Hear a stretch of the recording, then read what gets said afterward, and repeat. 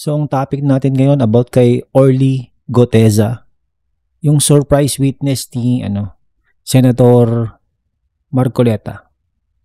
So, sabi dito, Manila Court declares Goteza's affidavit versus Co was falsified.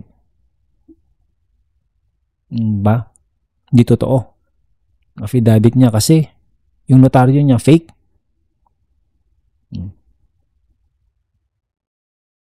Diba? Ito yung former bodyguard niya, Representative Iza Aldico. Ito yung former bodyguard na.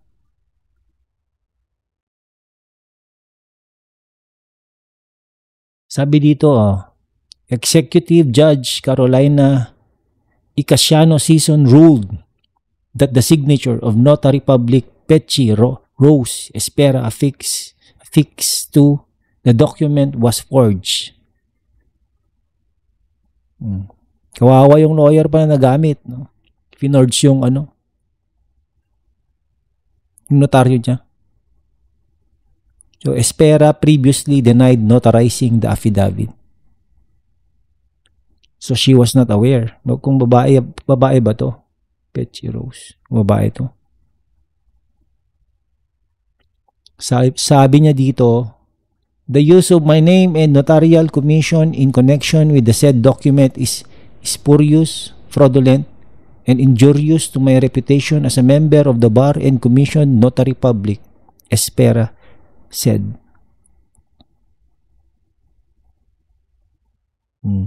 Para kakasuhan siya.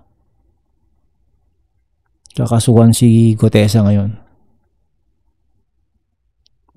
Deliberate falsification of Espera's signature and notarial details.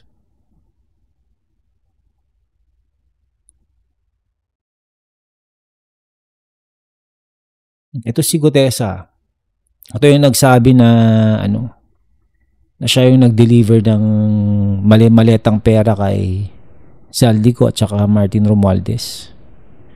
Na yung isang maleta daw ang laman ay worth 48 million. Tapos parang 46 yata yun, 46 na maleta, parang ganun. Correct me if I'm wrong, pero yun ang naalala ko. Pero kung mali, I don't really know. Pero parang ganun. So, tinawag nila sa, pag nag-deliver na daw, yung tinawag nila dun sa mali-maletang pera, basura. Ito yun, yung talagang diniin niya si Zaldico at saka Martin Romualdez. Na parang mas marami yung binibigay kay Martin Romualdez na pera. Mas maraming suitcases.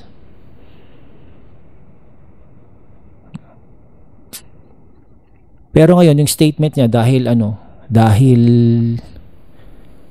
nga, di ba? Dahil falsified yung affidavit, paano yung credibility? Yung witness, yung statement, affected.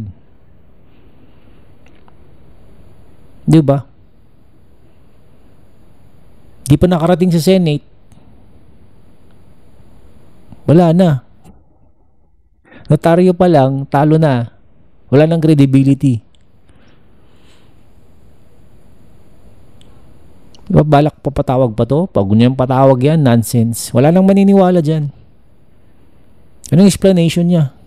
Diba? O sabihin na lang natin, dahil hindi naman korte yung Senate. Diba? Nabitawan na niya yung statement niya. Oh. What if, I'm not saying na innocent si na Zaldico at saka si Martin Romualdez, What if talagang gawa-gawa lang yung kwento niya? No? Parang extraordinary yung kwento niya. Kakaiba Pera, mali-maleta. Paano kung gawa-gawa lang na talagang in-exaggerate lang niya para lang talagang madiin sila na makita ng mga tao na very guilty yung dalawa. No? Diba?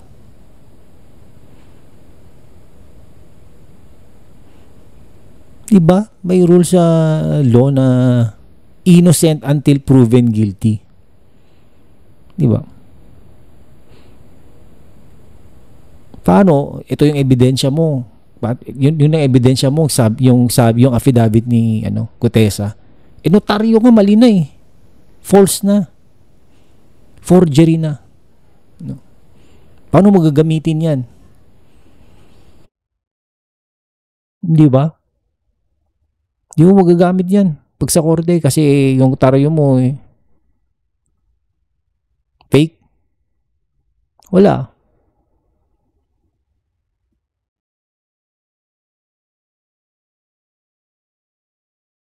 Gagawa-gawa kasi kayo ng witness, palpak pa. Dapat pinarepect nyo na. Diba? Anong masasabi ni... Sino bang nag-ano neto? Sino pa yung nag-present nito? Si ano Mike Defensor? Tama ba ako? O Mike Defensor. Anong masasabi ni Mike Defensor dito? Marcoleta, gano'n, talagang pinagtatanggol nila na ito, matapang ito. Malakas ang loob kasi inamin niya, ganun. Tapos si Senator Bato pa sabi niya, hura, ganun, Marine ka, hura, matapang ang mga Marine. Ngayon, tell that to the Marines, di ba? Tell that to the Marines. Hura, hura pa, hura. Hurahin mo sarili mo. Ay, that didn't age well. Diba? Ito yung surprise witness. Hindi man lang sinabi nun ni Senador Marcoleta na, teka, may witness ako pero mag-meeting muna tayo. Tignan muna natin yung credibility nito kung tama yung sinasabi niya. Kung talagang baka nagmi-mislead lang ito. Ang gugulo lang. Di mo lang sinigurado chinek yung background niya. Bakit niya talaga ano ang evidence mo talaga na nangyari ito? Di naman pwedeng siya lang nakakita ano yung supporting evidence? Tama ba yun? Yung supporting evidence mo na sinabi mo, ano yung supporting evidence na makakapag-prove pa na yung sinasabi mo ay totoo? What else? Hindi pwedeng ikaw lang nakakaalam. Diba? May video ka ba nun? Binidyo mo ba yung pera? May recording ka ba ng conversations? Mga ganun. O kaya may kasamahan ka ba na magko-confirm sa kwento mo?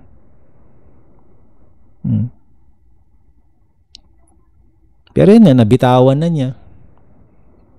It doesn't matter kung sa Senate, kung totoo man yung notaryo na, pero yun nga, yung credibility wala na. Pero nabitawan na yung kwento niya. Narinig na natin. Hindi na natin mabawi sa utak natin yung kwento niya about that money. Millions and millions of money. Naabot ba ng billion yun? 46 na maleta, pong 48 million each. Times nyo nga.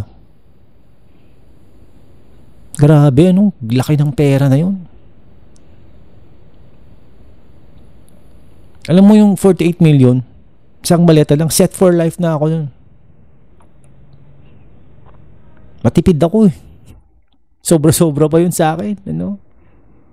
May kunting bahay ako, may kunting business. Kahit walang business, bubuhay na ako yung 48 million. O sabi mo, mag-business ko ng konti, ganyan ba?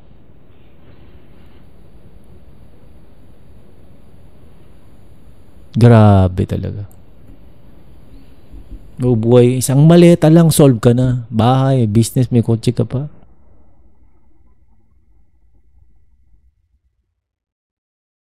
Happy ka na. Sa kanila parang lang.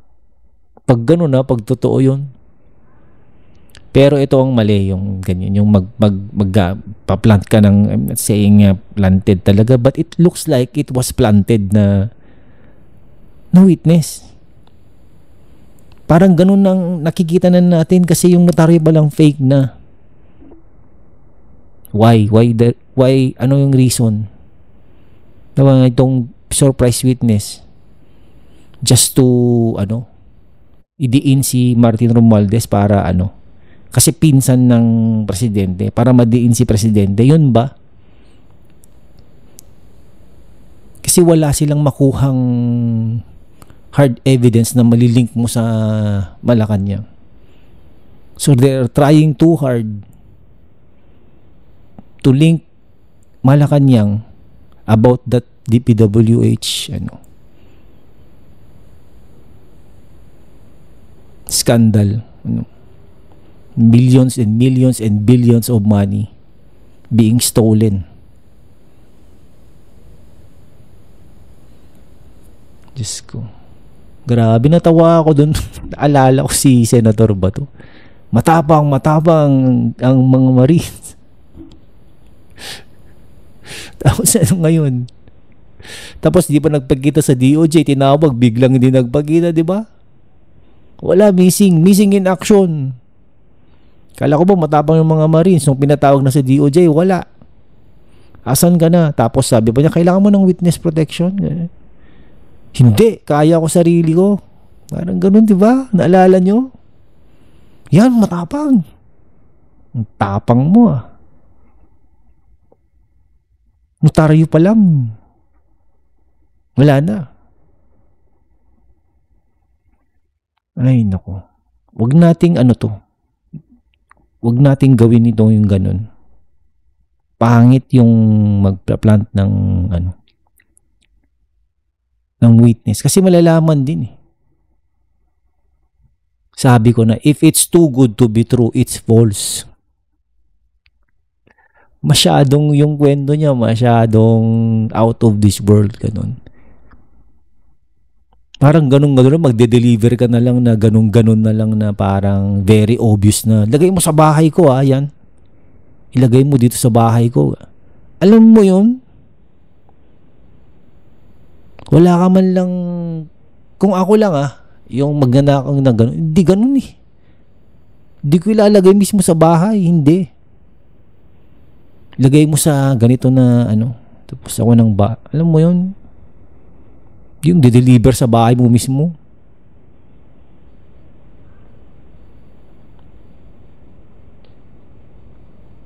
Kaya nung pinapanood ko, nung parang what? De-deliver sa bahay nila? Parang napaka bold naman yun. Parang obvious naman.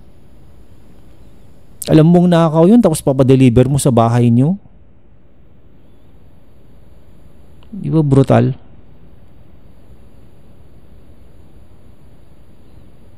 Ayun, ewan ko kung maniniwala pa kayo kay Gutesa, pero para sa akin, noon yung palang yung interview niya dun sa Senate, labo na hindi niya alam, binabasa niya statement na yun, hindi niya alam, hindi siya sure. Parang makita mo yung doubt sa niya, sa mata niya. Pangit yung mga ganito na style, pangit. Nakakasira sa Senate. Yun, number 1, nakakasira sa Senate. Nagiging comedy.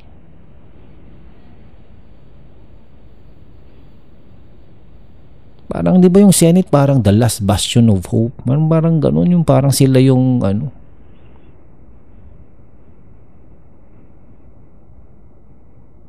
Pero ngayon yung Senate kasi ba